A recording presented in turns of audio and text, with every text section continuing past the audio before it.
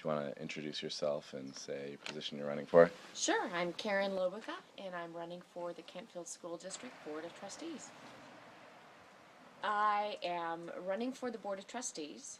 I've been very active in our school community as a volunteer for the past 3 years. I am currently serving my second term as the PTA president. I've served on the Basich Site Council from 2010 to 2012. I've served on the District Strategic Planning Committee every year since 2010, starting my third year on the District Finance Committee, and last year I'm really proud of that I co-founded our District Technology Strategic Planning Committee. So it's a natural path that I join the board and bring this wealth of experience to our district. Perhaps the most important is our growing population. We have more students every year, and we've grown over 20% over the last 4 or 5 years. Space is a consideration. We are bursting at the seams at Basich, and at Kent, while we're comfortable, that will obviously change as those Basich students graduate into Kent. We have some property that we own, some facilities that we own on the property of the Kent campus that we are in litigation actually with the Marin County Office of Education, and I'm confident that we will get that property, those facilities I should say, which will accommodate 5 or 6 classrooms, which is a whole grade of students. So that'll be something that we'll be able to take care of. Changing demographics with that population, we have more English language learners coming into our community. And that doesn't mean just the Spanish speakers. We have 23 different languages represented. Just last year or the year before, we had a family come in from Sweden, I believe it was. Not a word of English amongst the kids, so it was really exciting to watch our English language department handle them and welcome them and enable them to be English language speakers fluently by Christmas time. Pretty incredible. We're about to launch into the local control funding formula, which takes away what has historically been categorical funding, so where we've been told by the state how much to spend in what areas. Those categories are all gone now. We're essentially given this lump sum of money. Exciting in a lot of ways because it gives us a lot of flexibility, but it still means that we need to be fiscally responsible,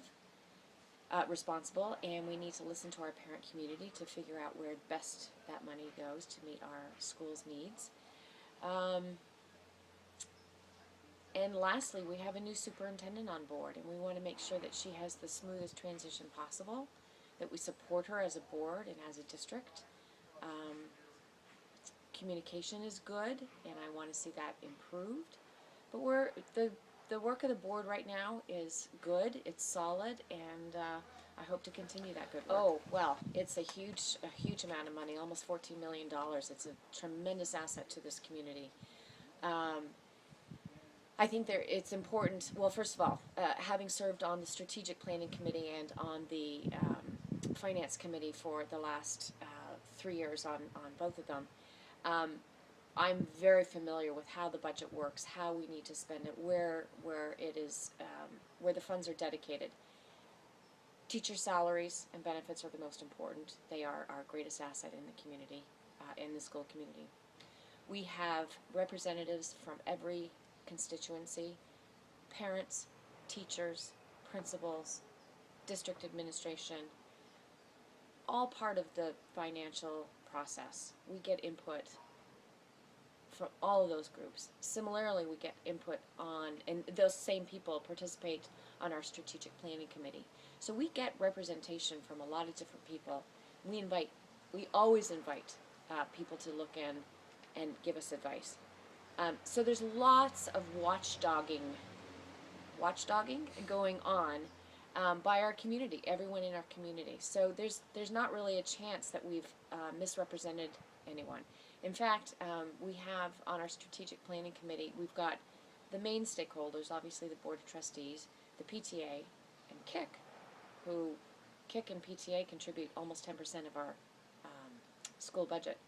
But we also have representatives from communities such as the English language families, English language learner families. So the most important thing about being a trustee member is to both listen, ask questions, and debate in a healthy manner and in a respectful manner. The PTA serving as the president for the last couple of years, I've had situations where I've had to deal with concerned groups of parents who have been passionate about making some changes, and working with them to understand what it is that they're trying to change, why, and seeing if we can work together to benefit both sides. It's always best if you can come to a middle ground where both people feel like they've won and not having had to give up too much of what they really wanted in terms of changes. It's also really important that at the end of the day, when you agree to disagree, that you show support across the board, so that a board might have some private conversations that are contentious and difficult, but at the end of the day, when a decision is made, you must act as one team. That's part of a governance board. Well, obviously, spending money inappropriately would be about the most disastrous thing, and doing things that aren't fully in support of educating our children and giving them the best educational environment possible. Any kind of lack of honesty, transparency, integrity, ethics would be horrific as far as I'm concerned. We need to be transparent, we need to be open, ask questions, and do what we say we're going to do. So stand by what we say and deliver it honestly. This position is governed by the California Ed Code. In what way is that governance involved? No idea. No. That's to make sure that we perform together, using the same rules, to perform honestly, ethically, to uphold what our strategic plan and direction is, to abide by the wishes, I shouldn't say the wishes, but to abide by the demand of the position, and to deliver to our students and our students' families the best educational environment possible for our children.